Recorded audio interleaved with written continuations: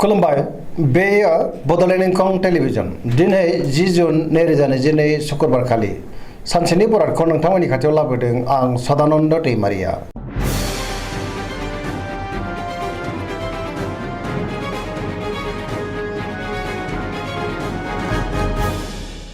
सिगां फरायनो लादों मेष राशि गिबि हांखो अ ल।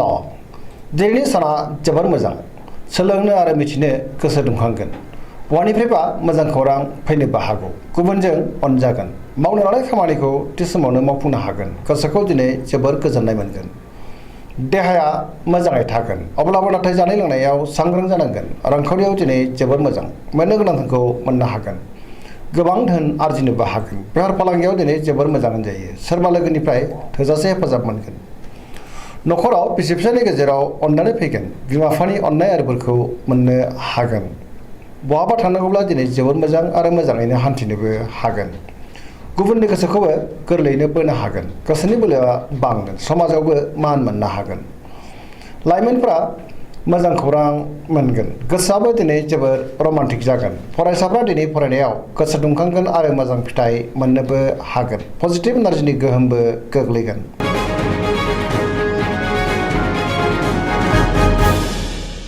वृष राशि गिबि हांखो इ उ ब। दिनैनि साना मोजां आरो गाज्रिनि गेजेरजों बाबेनलांगोन, गोसोखौ दिनै जोबोर उसाव-बादाव मोनगोन, गोजोननि आंखाल जानोबो हागौ। गोसोनि बोलोआ लोरबां जागोन, मावनो लानाय खामानिखौ मावफुंनो हागोन, समाजाव मान मोनगोन। रांखावरियाव बारा मोजां नङा, नाङा-फाङा खरसाया बांसिन जागोन, आयनिख्रुइ खरसायासो बांसिन जानो हागौ। बेफार फालांगियाव बारा मोजां नङा। न'खराव दिनै बिसि फिसायनि गेजेराव अननानै फैगोन। देहाया मोजाङै थागोन, अब्लाबो नाथाय जानाय लोंनायाव सांग्रां जानांगोन। गोसोनि साननायफ्रा टेबोर नांनोबो हागौ, नेगेटिभ एनार्जिनि गोहोम गोग्लैगोन।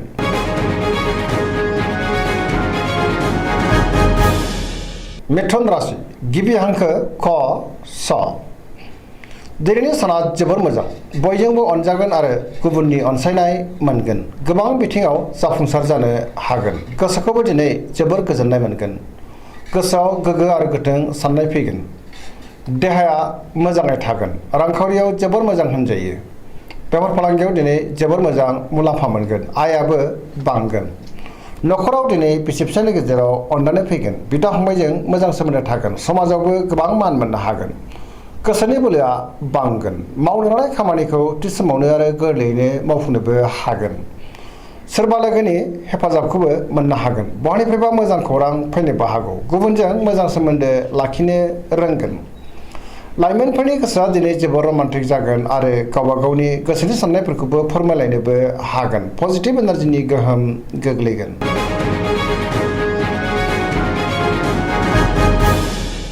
कर्कट राशि गिबि हांखो ड ह। दिनैनि साना मोजां आरो गाज्रिनि गेजेरजों बाबेनलांगोन, सोरबा लोगोजों एना एनि जानोबो हागौ। गोसोनि साननायफ्रा टेबोर नांगोन, गोसोआव नेगेटिभ साननाय फैनो हागौ। मावनो लानाय खामानिखौ मावफुंनो हागोन, रांखावरियाव नाथाय बारा मोजां नङा, गोबां खहा जानांनोबो हागौ। बेफार फालांगियाव बारा मोजां नङा। न'खराव दिनै अननानै फैगोन, देहाया मोजाङैनो थागोन, अब्लाबो नाथाय जानाय लोंनायाव सांग्रां जानाया गाहाम। गोसोखौ दिनै जोबोर उसुखुथु आरो गिलुं-गिलुं मोनगोन, गुबुननि हेफाजाबखौ मोननो गोब्राब जागोन, समाजाव मान मोनगोन।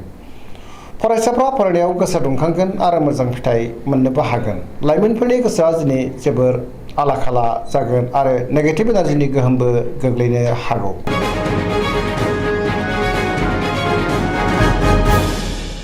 सिंह राशि गिबि हांखो म ट। दिनैनि साना जोबोर मोजां, सोरनिबा अननायखौ मोननो हागौ, गोसोखौ दिनै जोबोर गोजोननाय मोनगोन, समाजाव मान बांगोन, गोसोआव गोग्गो आरो गोथों साननाय फैगोन। मावनो लानाय खामानिखौ थि समावनो आरो गोरलैयैनो मावफुंनोबो हागोन। सोरबा लोगोनिफ्राय थोजासे हेफाजाबबो मोननो हागौ। रांखावरियाव दिनै जोबोर मोजां, नाथाय अब्लाबो खरसायाबो बांगोन।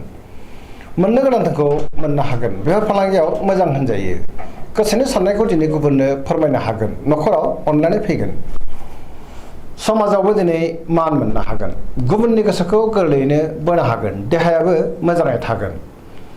बहानिफ्रायबा मोजां खौरां फैनो हागौ।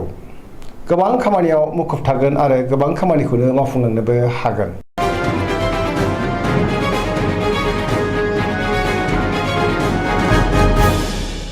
कन्या राशि गिबि हांखो प ट। दिनैनि साना जोबोर मोजां। मोननो लुबैनायखौ मोननो हागोन। गोसोनि बोलोआबो बांगोन। गोसोआव पजिटिभ साननाय फैगोन। गोथों आरो गोग्गो साननो रोंगोन। गियाननि आंखाल जानाय नङा। रांखावरियाव दिनै जोबोर मोजां होनजायो, नाथाय अब्लाबो खरसायाबो बांगोन। बेफार फालांगियावबो दिनै जोबोर मोजां। देहाया मोजाङैनो थागोन।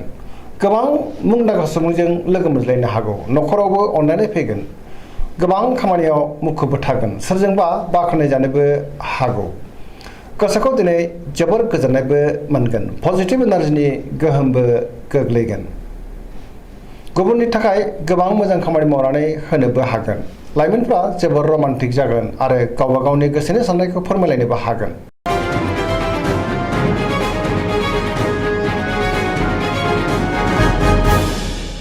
तुला राशि गिबि हांखो र ट। दिनैनि साना जोबोर मोजां, नाथाय अब्लाबो गावखौल' साननो रोंगोन। गोसोआव बोलो बांगोन। गोसोनि साननाया जाफुंगोन। गोसोनि साननायखौ गुबुननो फोरमायनोबो हागोन। मावनो लानाय खामानिखौ मावफुंनो हागोन। देहाया मोजाङै थागोन। रांखावरियाव दिनै जोबोर मोजां होनजायो। मोननो गोनां धोनखौ मोननो हागोन। न'खराव दिनै बिसि फिसायनि गेजेराव अनलायनाय फैगोन। बिदा फंबायजों मोजां सोमोन्दो थागोन। गुबुनजों मोजां सोमोन्दो लाखिनो हागोन। समाजाव मान मोनगोन। बेफार फालांगियाव दिनै जोबोर मोजां मुलाम्फा मोनगोन। गुबुननि गोसोखौ गोरलैयैनो बोनो हागोन। लोगोफोरनि हेफाजाबखौबो मोनगोन। गोदान थांखि लानो रोंगोन। सेंग्रा सिख्लाफोरनि गोसोआ दिनै जोबोर रमान्टिक जागोन आरो गोसोनि साननायखौ फोरमायलायनोबो हागोन। पजिटिभ एनार्जिनि गोहोमबो गोग्लैगोन।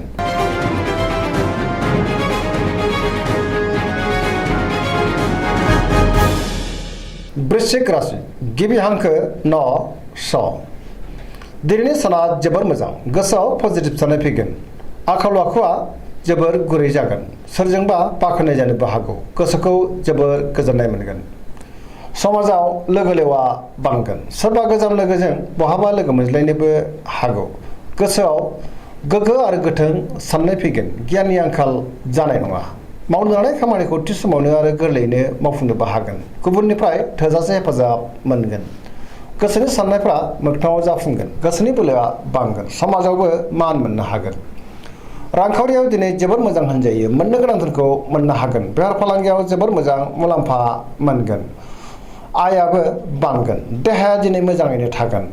गुबुननि थाखाय गोबां मोजां खामानि मावनानै होनोबो हागोन आरो गुबुननिफ्राय हेफाजाबखौबो मोननो हागोन। फरायसाफ्रा दिनै फरायनायाव गोसो दुंखांगोन। लाइमोनफ्रा जोबोर रमान्टिक जागोन।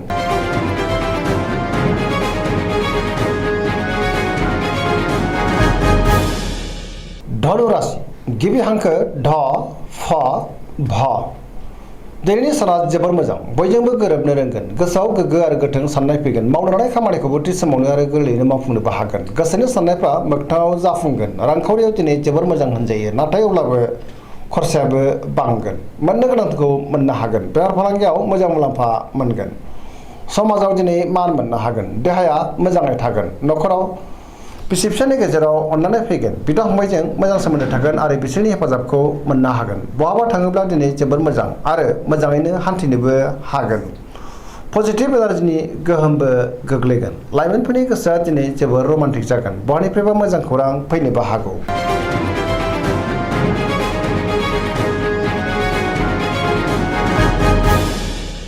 मकर राशि गिबि हांखो ख ज। दिनैनि साना मोजां आरो गाज्रिनि गेजेरजों बाबेरलांगोन। गोसोनि बोलोआ लोरबां जागोन।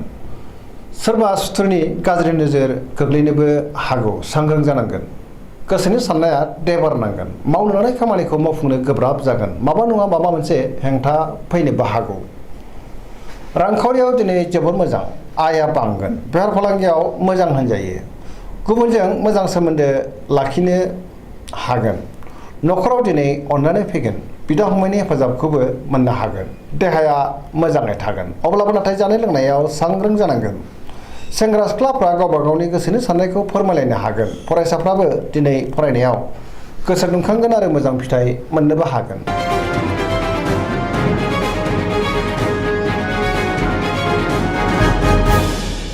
कुम्भ राशि गिबि हांखो ग स। दिनैनि साना बारा मोजां नङा बयजोंबो मोजां सोमोन्दो लाखिनो गोब्राब जागोन माबा नङा माबा मोनसे हेंथा फैनोबो हागौ गोसोआव नेगेटिभ साननाय फैगोन नेगेटिभ एनार्जिनि गोहोमबो गोग्लैनो हागौ गोसोखौ दिनै जोबोर आला खाला मोनगोन मावनो लानाय खामानिखौ थि समावनो मावफुंनो हागोन बहानिफ्रायबा नाथाय गाज्रि खौरांबो फैनो हागौ समाजाव मान मोनगोन गोबां मुंदांखा सुबुंजों दिनै लोगो मोनज्लायनोबो हागौ रांखावरियाव मोजां बेफार फालांगियावबो दिनै जोबोर मोजां होनजायो देहायाबो नाथाय बारा मोजां थानाय नङा जानाय लोंनायाव सांग्रां जानांगोन न'खराव अननानै फैगोन गुबुननि हेफाजाबखौबो मोननो हागोन बिमा बिफानि अननाय आरो बोरखौ मोनगोन